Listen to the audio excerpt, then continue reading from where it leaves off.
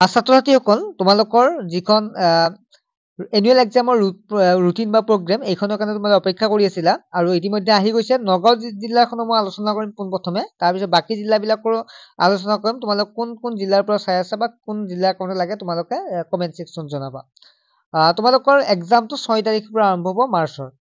ঠিক আছে, এতিয়া তোমালোকে বহুতে ভালদৰে যিসকলে পঢ়া নাই এতিয়াৰ পৰা পঢ়িব ষ্টাৰ্ট কৰা আৰু ক্লাছ 8 আৰু 9ৰ খিনি 9ৰ খিনি মোৰ তাতে পঢ়িব পাৰিবা, কাৰণ 8 আৰু 9 হৈ আছে। ইয়াৰ উপৰি তোমালোকক আৰম্ভণিতে জনাই থওঁ, থুলমূলকৈ জনাই থৈছো, এটা ভাল খবৰে বুলি ক'ব পাৰো, কিয়নো তোমালোকে এতিয়া আৰু টিউচন কৰিবৰ কাৰণে বিদ্যালয়ৰ পৰা আহি মানে খৰকে আৰু টিউচন কৰিব যাব নালাগে বহুত দূৰ দূৰণিলৈকে। লগতে তোমালোকে টিউচন কৰি আহি ভাগৰ লাগে, ৰাতি পঢ়িব মন নাযায়, আৰু মান্থলি বুলি কওঁতে 12 দিনত তোমালোকে 400, 500, 600 এনেকৈ দিব লাগে। কিন্তু এতিয়া তেনেকুৱা কোনো পইচা দিব নালাগে, মাত্ৰ 99 টকা দিলেই হ'ব।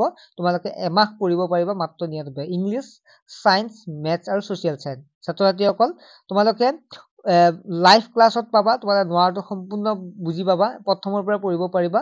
অৰ্থাৎ আমাৰ এডমিশ্যন হৈ আছে।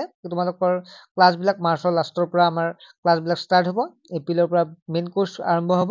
গতিকে তোমালোকে যে কোনোবা জইন হ'ব বিচাৰে হ'ব পাৰে, চিট কেপাচিটি একেবাৰে কম আছে, গতিকে সোনকালে জইন হ'লে তোমালোকৰ বেছি ভাল হ'ব। হোৱাটছএপ নম্বৰতে SMS কৰিলে হ'ল আৰু তোমালোকে স্ক্ৰীনত দেখা পাইছে ডিটেইলছ, গতিকে সেইমতে তোমালোকে পে'মেণ্ট কৰি জইন হ'ব পাৰিবা।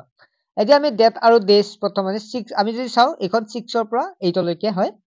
6/3/2025 অৰ্থাৎ 6 তাৰিখৰ পৰা তোমালোকৰ পৰীক্ষা হ'ব। 6 তাৰিখে 6ৰ আছে ৰাতিপুৱা, অৰ্থাৎ 9 বজাৰ পৰা 12 বজালৈকে। মৰ্ণিং বুলি ক'লে গমে পাবা, 9 পৰা 12 বজালৈকে। ইংলিছ আছে আৰু মেথছ আছে 8ৰ, আৰু পিছবেলা আছে আফটাৰনুন 1টাৰ পৰা 4টালৈকে আছে 7ৰ ইংলিছ। তাৰপিছত এতিয়া তোমালোকে এটা কথা মনত ৰাখিব, গম পাবা যে তোমালোকৰ 9টাৰ পৰা 12টালৈকে 6 আৰু 8ৰ আছে, আৰু পিছবেলা সদায় আছে 1 বজাৰ পৰা 4 বজালৈ নগাঁও ডিষ্ট্ৰিক্টৰ কাৰণে। 7 তাৰিখে শুক্ৰবাৰে আছে মেথছ আছে 6ৰ আৰু ইংলিছ আছে 8ৰ, আৰু পিছবেলা মেথছ আছে 7ৰ। 8 তাৰিখৰ আছে পৰীক্ষা তোমালোকৰ শনিবাৰে, ছচিয়েল সায়েন্স আছে, তাৰপিছত 6ৰ আগবেলা, আৰু MIL আছে, অসমীয়া বেংগলী যি হয় MIL টো, বিশেষকৈ অসমীয়া বিশেষকৈ ছাত্ৰ ছাত্ৰী আছে, গতিকে অসমীয়া আছে ক্লাছ 8ৰ মৰ্ণিং।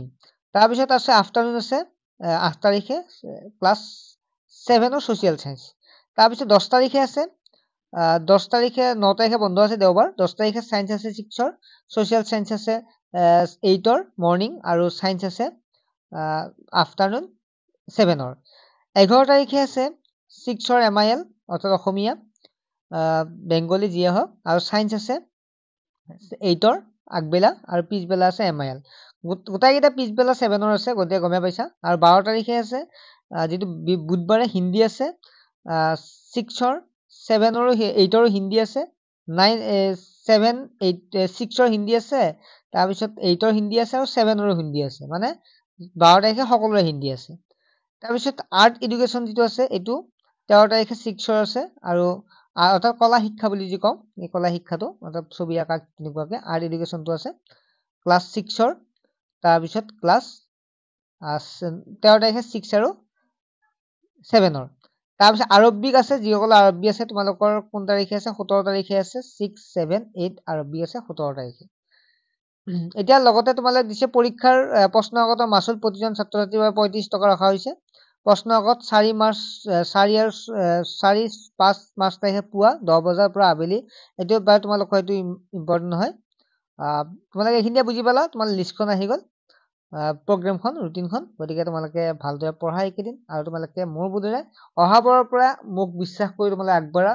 যিমান পাৰো চেষ্টা কৰিম, মোৰ পৰা চেষ্টা কৰিমেই তোমালোকক বুজাবৰ কাৰণে। গতিকে ক্লাছত জইন হ'বৰ কাৰণে হোৱাটছএপত SMS কৰিব নাপাহৰিবা, ঠিক আছে? হোৱাটছএপত সোনকালে SMS কৰা। যদি তোমালোকক গাৰ্জেনে ফোন কৰিব বিচাৰে তেতিয়াহ'লে ফোন কৰিবও পাৰিবা।